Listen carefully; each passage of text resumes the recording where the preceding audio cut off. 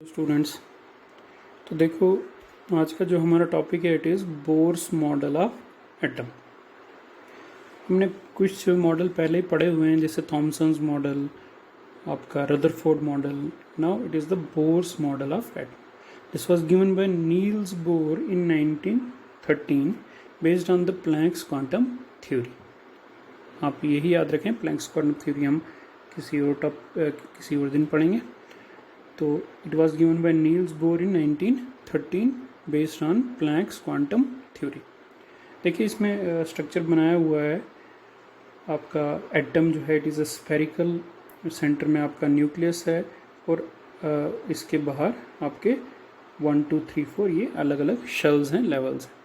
अब इसके हम पॉइंट्स पढ़ेंगे एक एक, तो आपको समझ आएगी इसमें क्या है।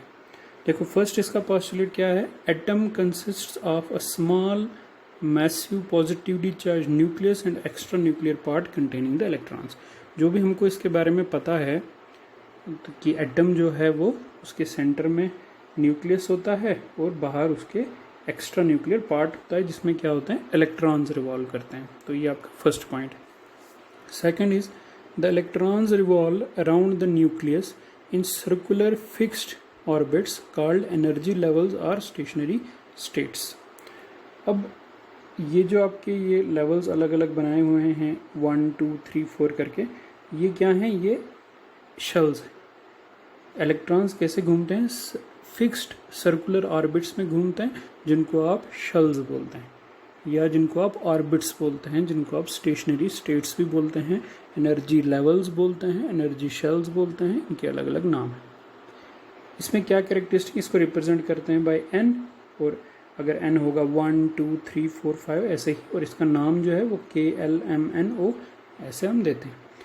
इसमें क्या है, पर्टिकुलर एक इलेक्ट्रॉन की पर्टिकुलर एनर्जी होती है। जैसे यहाँ पे लिखा एनर्जी आप कैसे निकालेंगे, एक पर्टिकुलर शेल में इलेक्ट्रॉन है तो एनर्जी कैसे निकालेंगे, bye formula -2π² me4z² divided by n²h²।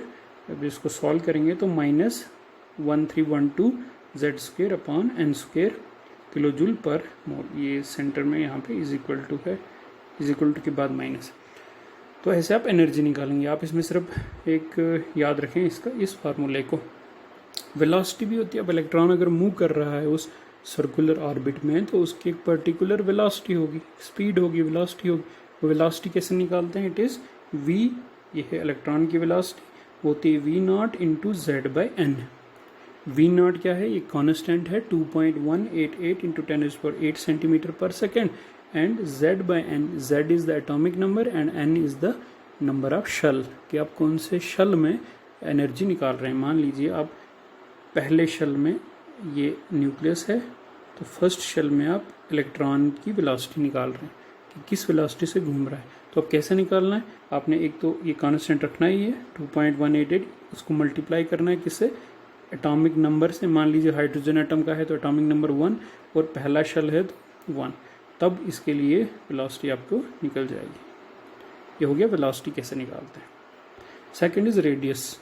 अभी सर्कुलर ऑर्बिट का, ये जो सर्कुलर ऑर्बिट्स हैं आपके पास ये वाले, इनका रेडियस क्या है। अब और सर्कुलर है तो रेडियस होगा, वो रेडियस कैसे निकालते हैं, बाय फार्मूला an²/z। मान लीजिए आपको तीसरे शेल का रेडियस निकालना है तो कैसे निकालेंगे, an²/z। a यहाँ पे फिर कांस्टेंट है 52.9 पिकोमीटर के बराबर, और n फिर वही नंबर ऑफ शेल कि कौन से शेल, तीसरा शेल जैसे हम कर रहे हैं, और divided by z is the atomic number of atom. कौन सा एटम ले रहे हैं आप, हाइड्रोजन ले रहे हैं आप, हीलियम ले रहे हैं, लिथियम ले रहे हैं। थर्ड जो इसका पॉइंट है, it is electron in a shell has a fixed energy, it neither loses its energy nor gains it, so electron is said to be present in its ground state or stationary state। जब इन shells में electron रहते हैं तो वो उनकी एक particular energy होती है न, जब वो मूव करते हैं तो ऐसा नहीं, वो एनर्जी लूज नहीं करते नहीं गेन करते, एक पर्टिकुलर डेफिनेट एनर्जी होती है जो उनकी चेंज नहीं होती। तो उस स्टेट में आप उसको बोलते हैं स्टेशनरी स्टेट, या इसको ग्राउंड स्टेट भी बोलते हैं। Fourth point is energy of shells in an atom is quantized and is according to the equation। Energy जो है हर एक शेल की वो क्वांटाइज्ड, क्वांटाइज मतलब एक मल्टीपल है किसी एक पर्टिकुलर एनर्जी का, और रिलेशन क्या है, E is equal to N H nu. यहाँ पे n फिर नंबर ऑफ शेल ही, मतलब अगर फर्स्ट शेल की बात करेंगे तो n होगा 1, एनर्जी होगी h न्यू। तो दूसरे शेल में एनर्जी होगी 2h न्यू, तीसरे शेल में एनर्जी होगी 3h न्यू। तो ये क्वांटाइज्ड है एनर्जी। यही आपका एक प्लैंक्स क्वांटम का भी ये एक पॉस्टुलेट है, इसीलिए उस पे ही बेस्ड है ये वाला model. Like energy angular momentum is also quantize, जैसे एनर्जी क्वांटाइज है तो एंगुलर मोमेंटम भी। जब भी एक बॉडी सर्कुलर पाथ में घूमती है तो हमेशा उसका एक एंगुलर मोमेंटम होता है। अगर वो लीनियर पाथ में घूमेगी तो लीनियर मोमेंटम होगा, अगर सर्कुलर में होगी तो एंगुलर मोमेंटम होगा। तो उस एंगुलर मोमेंटम भी कैसे कैलकुलेट करेंगे आप, वो भी क्वांटाइज्ड है, एन एच अपॉन 2 पाई। MVR क्या है, ये एंगुलर मोमेंटम है, और वो किसके बराबर होता है, एन एच अपॉन 2 पाई। मतलब अगर फर्स्ट लेवल में होगा तो h अपॉन 2 पाई, सेकेंड लेवल में होगा तो 2h अपॉन 2 पाई, 3 में होगा तो 3h अपॉन 2 पाई, ऐसा ही होगा। और इसका लास्ट जो आपका पॉइंट है बोर्स मॉडल का, in electron jumps from lower to higher energy levels when it absorbs energy and higher to lower when it liberates energy. The energy difference between two levels is given by delta E is equal to E2 minus E1। कहता है कि electron अपने level को नहीं छोड़ता, तब तक नहीं छोड़ता जब तक वो एनर्जी ना तो गेन करे या लूज करे। जब अगर वो गेन करेगा तो अपने से ऊपर एनर्जी लेवल में चला जाता है। जैसे ये अगर एक इलेक्ट्रॉन है तो गेन करके ये अपने से ऊपर एनर्जी लेवल में चला जाता है, this is absorption of energy. अगर ये इमिट करेगा, इमिशन ऑफ एनर्जी, तो ये ऊपर वाले लेवल से नीचे वाले लेवल पे आ जाता है। ठीक है, so this is your absorption and emission of energy. तो ये है आपका बोर मॉडल, इसके ये 6 पॉइंट्स हैं। Now achievements of Bohr model, इसके अचीवमेंट्स क्या हैं। फर्स्ट, स्टेबिलिटी ऑफ एटम, जो एक लिमिटेशन थी रदरफोर्ड मॉडल की, कि तो उसने ये बताया था, मैं आपको थोड़ा सा रिकॉल करा देता हूँ, कि एक एटम में अगर इलेक्ट्रॉन रिवॉल्व करता जाएगा तो अल्टीमेटली वो न्यूक्लियस से स्ट्राइक करेगा। This leads to the instability of the atom. मगर यहाँ पे उसने ये जब बता दिया कि उसकी एनर्जी फिक्स्ड है, सर्कुलर ऑर्बिट में जब इलेक्ट्रॉन घूमता है तो उसकी एनर्जी हमेशा फिक्स्ड रहती है। तो जब उसकी एनर्जी फिक्स्ड रहेगी तो there is no question of collision of electron with the nucleus and the atom is stable. दूसरी जो लिमिटेशन थी रदरफोर्ड मॉडल की, वो ये थी कि line spectrum of hydrogen. Hydrogen atom जब होता है, हाइड्रोजन गैस जो होती है, वो एक स्पेक्ट्रम बनाती है। मान लो एक हाइड्रोजन गैस आपने एक चैम्बर में ले ली और उस पर आपने कुछ रेज डाली या हीट करके या इलेक्ट्रिक डिस्चार्ज करके उस पर कुछ एनर्जी दी, और उसके आगे जो स्पेक्ट्रम बनेगा उसमें बहुत सारी लाइंस होंगी। वो क्यों बनती है, वो रदरफोर्ड मॉडल उसको एक्सप्लेन नहीं कर पाया था, मगर ये इस बोर मॉडल ने उसको एक्सप्लेन कर दिया। कैसे कर दिया मैं आपको बताता हूँ यहाँ पे। Bohr model is able to explain the line spectrum of hydrogen atom. When hydrogen gas is subjected to heat और electric discharge, the electrons get excited by absorbing energy, but the lifetime of the electron in the excited state is small and it comes back to its ground state by emission of energy. The line in the line spectrum corresponds to this emitted energy. Different electrons in different hydrogen atoms are excited to different energy levels. On coming back, they liberate different amount of energy, thus giving the lines of different intensities in line spectrum. There is a pattern of line series in the line spectrum. देखो कहने का क्या मतलब है इसमें, मैं यहाँ पे आपको बताता हूँ। आपने एक चैम्बर ले लिया जिसमें हाइड्रोजन गैस ले ली, और उस हाइड्रोजन गैस पे आपने उसको हीट किया या इलेक्ट्रिसिटी उसको दी, मीन्स काइंड ऑफ एनर्जी उसको दी एक्साइट करने के। अब उस हाइड्रोजन चैम्बर में मिलियंस ऑफ हाइड्रोजन एटम्स होंगे, और उन हाइड्रोजन एटम्स में एक एक इलेक्ट्रॉन उनका अपना अपना होगा। तो जब आप उसको एनर्जी दोगे तो वो सारे इलेक्ट्रॉन जो है वो एक्साइट हो जाएंगे। जैसे मान लो ये न्यूक्लियस है, ये इसके शेल्स हैं, तो इलेक्ट्रॉन जो फर्स्ट लेवल में था वो एक्साइट हो जाएगा ऊपर वाले लेवल्स में। अब इतने सारे इलेक्ट्रॉन एटम्स हैं, तो किसी में वो फर्स्ट लेवल में चला जाएगा, किसी में वो सेकंड लेवल में चला जाएगा, किसी में थर्ड लेवल में चला जाएगा।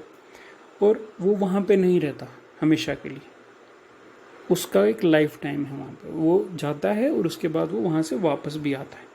जब वो वापस आएगा तो क्या होगा, वो एनर्जी इमिट करेगा। अब वो जो एनर्जी इमिट करेगा, यहाँ से जो एनर्जी वो इमिट करेगा, उसी का एक स्पेक्ट्रम आपके पास बनेगा जिसमें बहुत सारी लाइंस आपको दिखेंगी। इसको आप बोलते हैं लाइन स्पेक्ट्रम। इसीलिए हाइड्रोजन एटम में लाइन स्पेक्ट्रम बनता है। तो जब वो स्पेक्ट्रम बनेगा, उन लाइंस का एक पर्टिकुलर सीरीज होती है, एक पैटर्न होता है, उसको आप बोलते हैं, ये वाली जो आपकी सीरीज है, ये वाली सीरीज आपकी बनती है। First series it is the Lyman series, Balmer series, Paschen, Brackett, Pfund और हम्फ्री सीरीज। ये कुछ सीरीज के नाम हैं जो आप लाइन स्पेक्ट्रम में नोटिस करते हैं। अब ये क्या है ये सीरीज? लाइमन सीरीज क्या है? लाइमन सीरीज में इलेक्ट्रॉन्स जो हैं वो अलग अलग लेवल्स में चले जाते हैं। जैसे फर्स्ट लेवल में इलेक्ट्रॉन है, एक्साइट होकर वो सेकंड में चला गया, किसी में थर्ड में, किसी में फोर्थ में, किसी में फिफ्थ में चला गया। अगर वो वहाँ से लेके सारे आ जाएं कहाँ पे? फर्स्ट लेवल में। सेकंड से भी फर्स्ट में आ जाए, थर्ड से भी फर्स्ट में आ जाए, फोर्थ से भी फर्स्ट में आ जाए, फिफ्थ से भी फर्स्ट लेवल में आ गया, तो एक सीरीज अलग से बनेगी, इसको आप बोलेंगे लाइमन सीरीज। और ये अल्ट्रा वायलेट रीजन में ये सारी रेज होती हैं। अगर ऊपर वाले लेवल से सेकंड लेवल में आते हैं, ऊपर वाला मतलब सेकंड, थर्ड से सेकंड में, फोर्थ से सेकंड में, फिफ्थ से सेकंड में, तो ये वाली सीरीज बनती है बाल्मर सीरीज। उसी तरह से बनती है, अगर थर्ड में आते हैं तो पश्चन, फोर्थ में आते हैं तो ब्रैकेट, फिफ्थ में आते हैं तो पी फंड, देन सिक्स में आते हैं तो हम्फ्री सीरीज आपकी बनती है, अलग अलग सीरीज बनती है। और ये जो बाल्मर सीरीज है ये विजिबल रीजन में होती है, और ये जो आपकी ये बाकी सीरीज हैं चार, ये इंफ्रारेड रीजन में आती है। Now limitations. This model could not explain the line spectra of multi-electron atoms. अब हाइड्रोजन के केस में तो इसने एक्सप्लेन कर दिया, जिसमें ओनली वन इलेक्ट्रॉन है। तो सोचिए, मान लीजिए मैं बोलता हूँ मैग्नीशियम जिसमें 12 इलेक्ट्रॉन, तो वो कितनी लाइंस बनाएंगे अपने स्पेक्ट्रम? अगर एक इलेक्ट्रॉन से इतनी सारी लाइंस बन सकती हैं, तो 12 या 15 या 100 इलेक्ट्रॉन से कितनी लाइंस बनेंगी और कैसा कम्प्लेक्स स्पेक्ट्रम बनेगा? तो वो ये एक्सप्लेन नहीं कर पाया।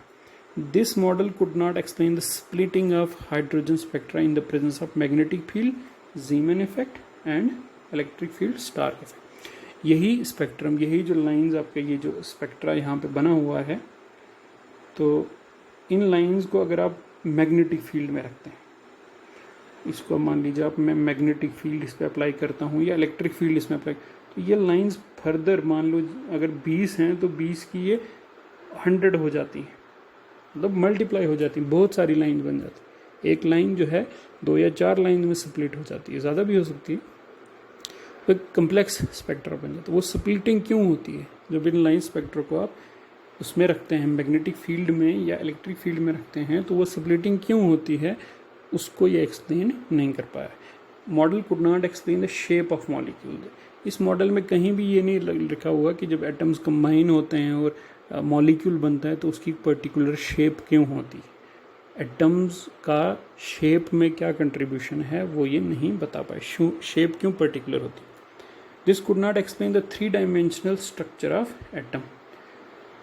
अब एटम तो कोई प्लेन में नहीं है, तो उसके ऑर्बिट सर्कुलर ही कैसे हैं?